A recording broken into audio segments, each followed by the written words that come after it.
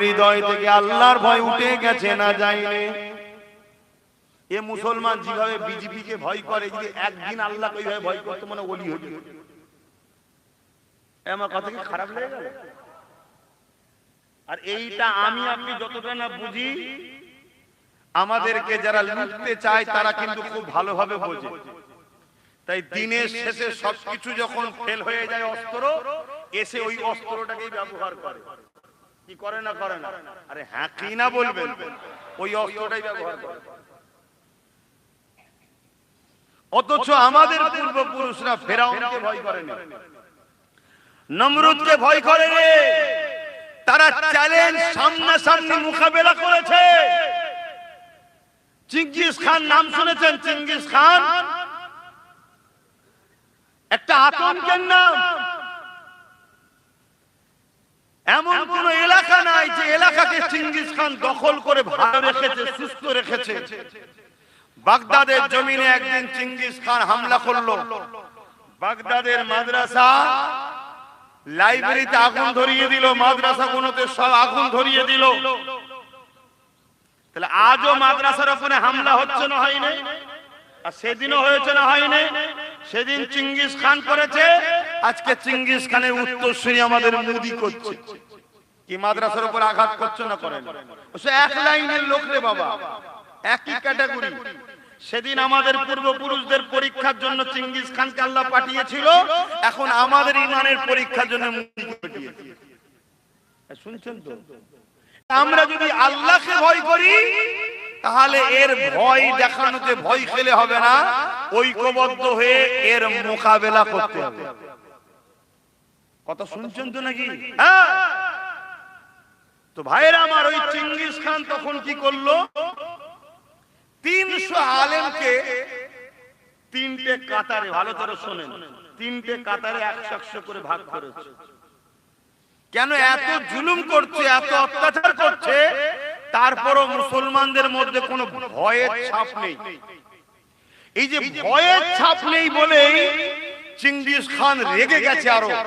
Genghis Khan চেয়েছিল আমি তো হত্যা করব, কিন্তু মুসলমানগুলো যেন আমার কাছে একটু ভিক্ষা চায়, বাঁচাও বাঁচাও, আমার পা ধরে যেন একটু কাদাকাটি করে। যেমন আজকে অনেক মুসলমান করছে না, করেন? আরে সাধারণ মুসলমান তো দূরের কথা, ভালো ভালো ঘরের সব লোকেরা করা শুরু করেছে। হাতে পায়ে ধরাধরি করছে, দেখছেন না সোশ্যাল মিডিয়ায়? হাতে পায়ে ধরাধরি করে ফেলবো বলছে। আল্লাহ পাকের আলেম বান্দা 300 বন্দী হয়ে গেল। 300 জনকে তিনটে কাতারে দাঁড় করিয়ে দেওয়া হলো। দাঁড় করিয়ে দিবার পরে চেঙ্গিস খান তাদের মধ্যে একটা আতঙ্ক ভয় তৈরি করার চেষ্টা করলো। কেন আতঙ্ক ভয় তৈরি করতে লেগেছে? কেন চেঙ্গিস খান জানে এ জাতিকে মিটাতে গেলে এ জাতির অন্তর থেকে আল্লাহর ভয় বার করতে হবে। আল্লাহর ভয় যদি বার করতে না পারি, এ জাতিকে যতই তুমি অত্যাচার করো না কেন, এই জাতির মধ্যে থেকে অল্প কিছু জন যদি রুখে দাঁড়িয়ে যায়, তাহলে আমার মতো চেঙ্গিস খানের জবানা জব্দ হতে সময় লাগবে না।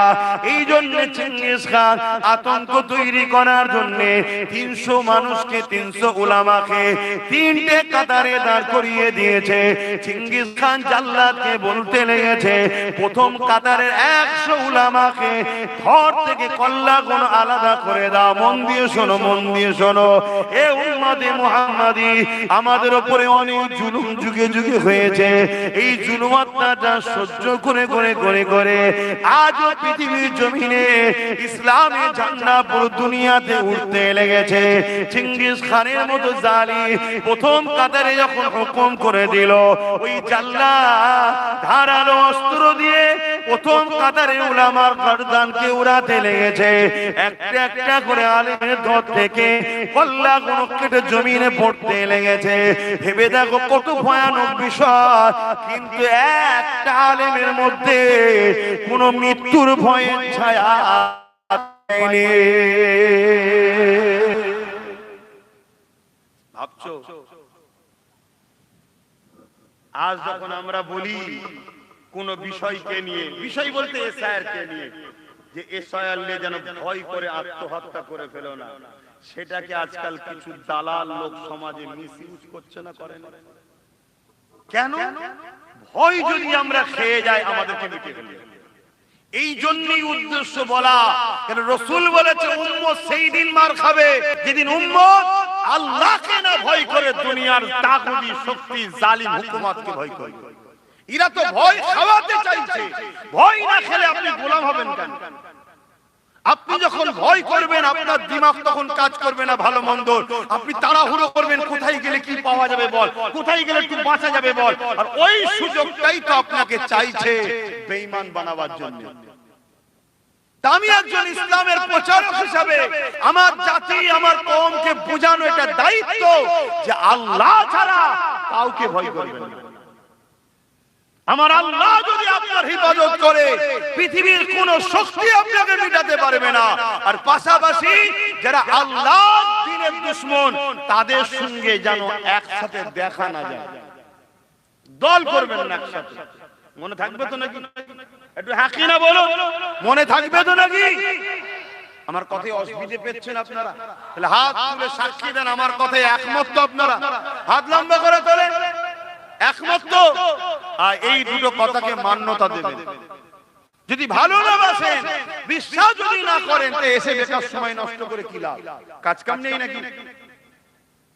যদি কাজ কাম নাও থাকে আমি জানি না, একটু বাগানে গিয়ে বাগান টাগানে ঘোরেন, হাওয়া খান, মন ফ্রি থাকবে।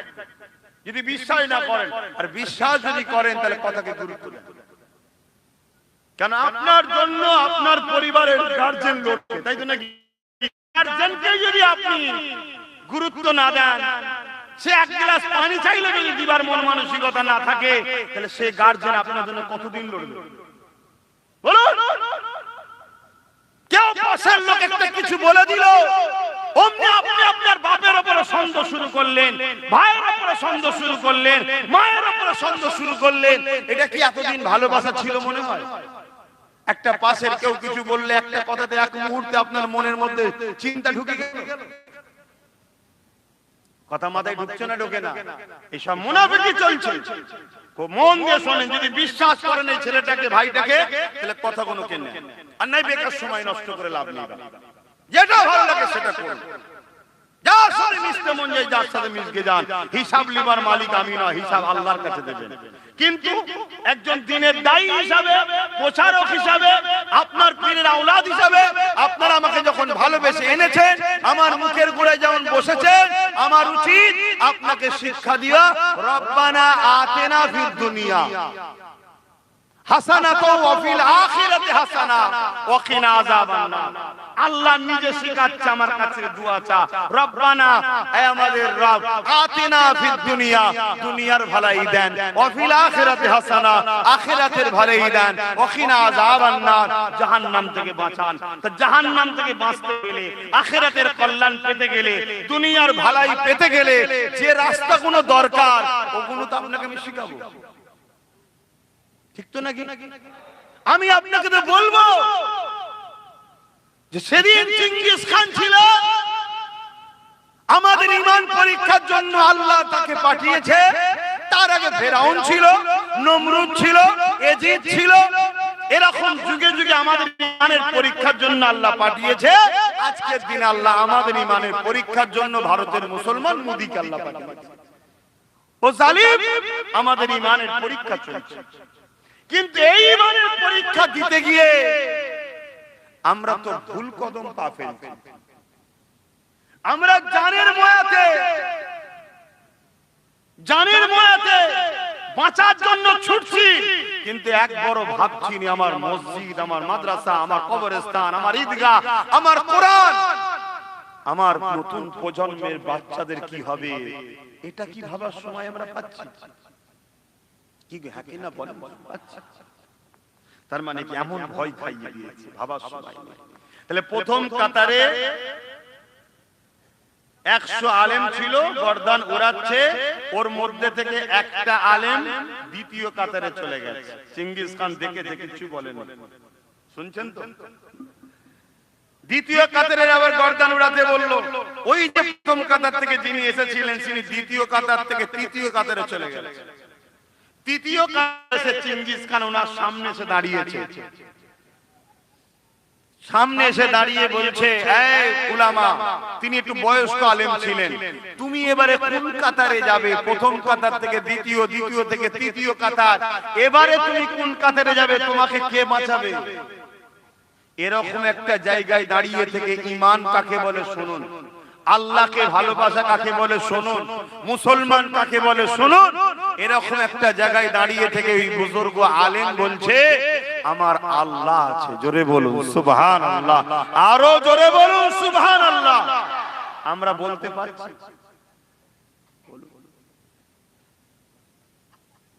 বলতে পারছি? আজকে আমাদের কাছে এসে যখন বলা হচ্ছে একটা কথা, ভয় দেখানো যখন হচ্ছে, আমরা বলতে পারছি না যে আল্লাহ আছে। আমরা এক জালিমের ভয়ে আরেক জালিমের কোলে উঠব না, আমরা আল্লাহর উপরে ভরসা করে ন্যায়ের পক্ষে থাকবো, কিসমতে যা আছে সেটা হবে। এটা কি বলতে পারছি? ঘাবড়ে যাচ্ছি। কেন? রাসূলুল্লাহর হাদিস। আল্লাহ নবী বললেন, দ্বিতীয় নম্বর, আমার উম্মত উম্মতিরা মার খাবে। কারণ কি হবে ইয়া রাসূলুল্লাহ? আল্লাহ নবী জানিয়ে দিলে তারা বড় লোভী হয়ে যাবে, এই লোভের কারণে তারা মার খাবে। এ উম্মতে মুহাম্মাদি, আমরা এত লোভী হয়ে গেলাম, মাত্র 1000টা টাকা পাবার জন্য নিজেরা নিজেদের মা বোনেদের ঘরে পর্দা থেকে বাইরে বার করে দিলাম। সেখানে মুখ তুলে ফটো তোলা থেকে শুরু করে তাদেরকে আমরা আধার কার্ড, ভোটার কার্ড দিয়ে দিলাম। মুসলমানদের বিবাহর আগে যদি খাতুন নাম থাকে, বিবাহর পরে স্বাভাবিক বিবি হয়ে যায়, বা ইত্যাদি ইত্যাদি সাধন থাকে না, থাকে না। আর এই আধার কার্ড, ভোটার কার্ড যখন পেয়ে গেল, ঠান্ডা ঘরে বসে বসে দেখছে, এগুলো তো ফাঁসানো যাবে। আজকে যত নাম বাদ যাচ্ছে দেখুন, মহিলা মুসলমান বেশি, ঠিক না? তাহলে আমরা লোভে পড়ে বিপদে গেছি না, যাই না?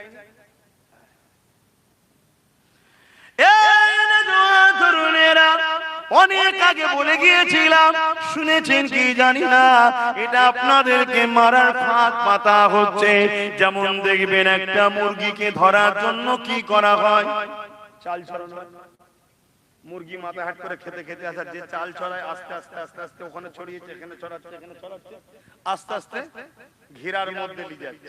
আর ও খেতে খেতে খেতে খেতে খেয়ালই নেই ঘেরার মধ্যেই ঢুকছে, তারপরে ধরে ফেলে।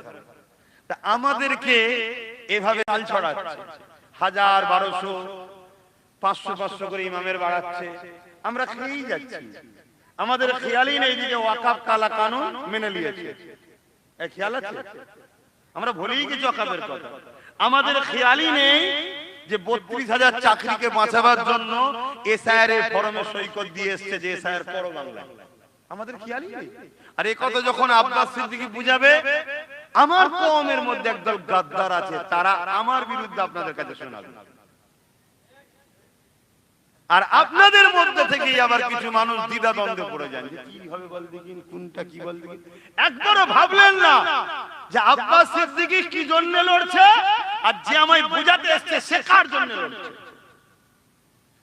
আমি তো লড়ছি দুটো কারণ। একটা কারণ, আমি যেমন কারো ধর্মের বিরুদ্ধে নয়, কারো ধর্মের বিরোধী করার পক্ষপাতিত্ব নয়, তেমন আমার ধর্মের বিরোধী কেউ করুক এটাও আমি পছন্দ করি না। দ্বিতীয় নম্বর, আমার কওম যেন একটু ইজ্জতের রুটি খেতে পারে, এজন্যই তো লড়ছি। আমার কি ইন্টারেস্ট আছে? বাবেরা, নওজওয়ানেরা, রাসূলুল্লাহ দ্বিতীয় নম্বর কারণ কি বললেন? আমার উম্মত উম্মতিরা বড় লোভী হয়ে যাবে। এত লোভী হয়ে গেছি, যারা কোরআনের দুশমন, তাদের সঙ্গে আলেম, হুজুর, মুফতি, মাওলানা দল করতে নেমে পড়েছে।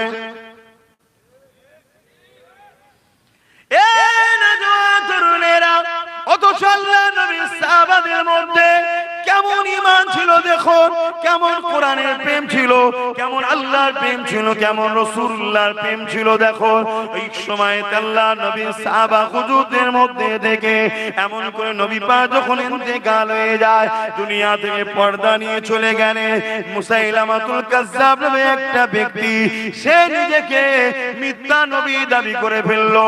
হযরত আবু বকর সিদ্দিক এইভাবে সাহাবা হুজুরদেরকে ডাক দিলে, হে আমার নবীর সাহাবারা মুসাইলামাতুল কাজ্জাব সে নিজেকে মিথ্যা নবী দাবি করেছে, একদিকে খতমে নবুয়াতের বিরোধী করেছে, অপরদিকে কোরআনের একটা আয়াতের বিরোধী করেছে। কোরআনের আয়াতটা কি? মা কানা মুহাম্মাদুন আবা আহাদিন মির রিজালিকুম ওয়ালাকিন রাসূলুল্লাহ ওয়া খাতামান নবী। আল্লাহ পাক কোরআনের মধ্যে বলছে ওয়ালাকিন রাসূলুল্লাহ ওয়া খাতামান নবী, আমার নবী পাক হলো শেষ নবী, নবুয়াত হলো খতম আমার নবীর দ্বারা। এই যে কোরআনের আয়াত, এই আয়াতের বিরোধী মুসাইলামাতুল কাজ্জাব করেছে এবং রাসূলুল্লাহ খতমে নবুয়াত, আল্লাহ নবী বলে দিন আনা খাতিমুন নবী, শেষ নবী, এই খতমে নবুয়াতের বিরোধী করেছে। এই জন্য আবু বকর সিদ্দিক সাহাবা হুজুরদেরকে ডেকে বলতে লাগলে, এ সাহাবা ভাইরা, এই মুসাইলামাতুল কাজ্জাব একদিকে যেমন খতমে নবুয়াতের বিরোধী করেছে, অপরদিকে তেমন আল্লাহ পাকের কোরআনের একটা আয়াতের বিরোধী করেছে। তোমরা কি ফয়সালা দিচ্ছ বলো? এ যুবক মন দিয়ে শোনো, মরণ তোমার একদিন না একদিন হবে। ওই কবরের জমিনে কোন দাদা দিদিকে পাবে না, ওই ময়দানে মাশরে কোন দাদা দিদিকে কাজে পাবে না। রিজিকের মালিক আল্লাহ, দুটো চোখ দিয়েছে আল্লাহ, দুটো পা দিয়েছে আল্লাহ, বিবেক বুদ্ধি দিয়েছে আল্লাহ, জ্ঞান দিয়েছে আল্লাহ। আল্লাহকে ভয় করো, দুনিয়াদারি করতে হবে, সংসার করো, ব্যবসা করো, রাজনীতি করো, রাষ্ট্রনীতি করো, যাই করো না কেন আল্লাহ দ্বীনের সঙ্গে গাদ্দারি যেন না হয়ে যায়, আল্লাহ দ্বীনের সঙ্গে দুশমনি যেন না হয়ে যায়, এটাকে মাথায় রেখে চলতে হবে।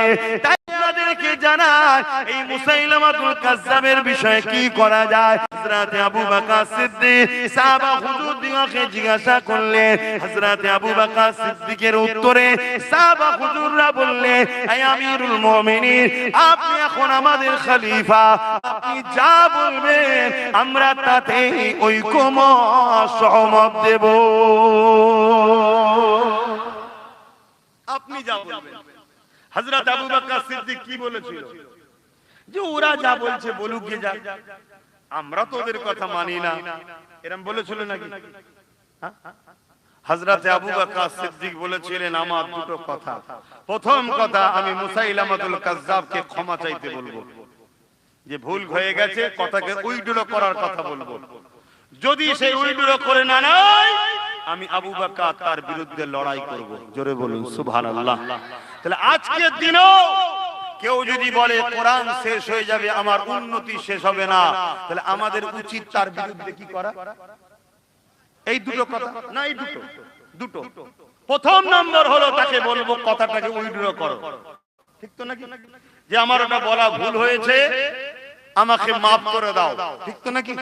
আর যদি সে উইড্রো করে না নেয়, যে কোরআনকে ভালোবাসে, যে সিদ্দিক আকবর রাসূলুল্লাহর প্রথম সাহাবীকে মানে, রাসূলকে মানে, দ্বীনকে মানে, তার দ্বিতীয় অপশন হলো এই কোরআন দুশমনের বিরুদ্ধে লড়াই করতে হবে। এ ক্ষমা চেয়েছে, কথা বলুন, ক্ষমা চেয়েছে। আমি হাজার বার আজ করতে করতে বলেছিলাম ক্ষমা চাও, বলেছি না বলিনি?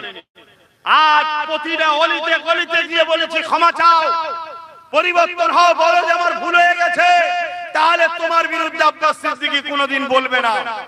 ক্ষমা চাও। তুমি রাজনীতি করছো, রাজনীতি করতে যাও। তুমি কেন বললে কোরআন শেষ হয়ে যাবে, আমার উন্নতি শেষ হবে না? আরে তুই মরে জাহান্নামে চলে যাবি, কোরআন থাকবে। যারা বলেন সুবহানাল্লাহ, আরো যারা বলেন সুবহানাল্লাহ, চলে বলেন নারে তাকবীর, নারে তাকবীর, নারে তাকবীর। কোরআন শরীফ, কোরআন শরীফ, কোরআনের দুশমনেরা, কোরআনের দুশমনেরা নারে তাকবীর। তাহলে বলুন, এই লড়াইটা করা কি আব্বাস সিদ্দিকীর অন্যায় হচ্ছে? জোরে বলুন। আমি কিসের হুজুর, আমি কিসের মনি সাহেব, কিসের মুফতি, আমি কিসের বক্তা? আল্লাহর কোরআন মিটে যাবে যে বলবে, তার সাথে আমি আবার সম্পর্ক রাখবো, তার সঙ্গে দল করব, তাকে ভোট দিয়ে জেতাবো। আল্লাহর কোরআনের বিধান অনুযায়ী, নবীর দ্বীন অনুযায়ী ওই মুফতি মাওলানা বক্তা প্রকাশ বেঈমান ছাড়া অন্য কিছু নয়। কেন? কোরআনের দুশমন যে, তুমি তাকে বলেছো একবার যা ভাই আমি আপনার দল করব, আপনাকে সাথ দেব, আপনার তো পজিশন খারাপ, মুসলিম সমাজকে বুঝিয়ে আপনার ঝুলিতে রাখবো, সবকিছু করব, কিন্তু একবার ওই কথাটাকে উইড্রো করে নেন। কি কথা? যে আমার ভুল হয়েছে বলা, কোরআন শেষ হয়ে যাবে কথাটা। এ ভাই আপনারা একমত তো নাকি? কিন্তু এ জাহান্নামী জানে, এ জাহান্নামী জানে যে আমার কথা উইড্রো করার দরকার নেই, কারণ আমার কাছে দুটো হাতিয়ার আছে। মুসলমান এমনি আমার কোলে উঠবে, আমার আঁচলের তলে এমনি চলে আসবে। কি হাতিয়ার? নাম্বার 1 হাতিয়ার হলো মুনাফিক উলামা আছে আমার সাথে। কে হাতিয়ার?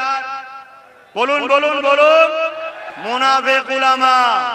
আর নাম্বার 2 ওই উলামা দ্বারা পাড়ায় পাড়ায় বুঝাবো বিজেপি এসে যাবে।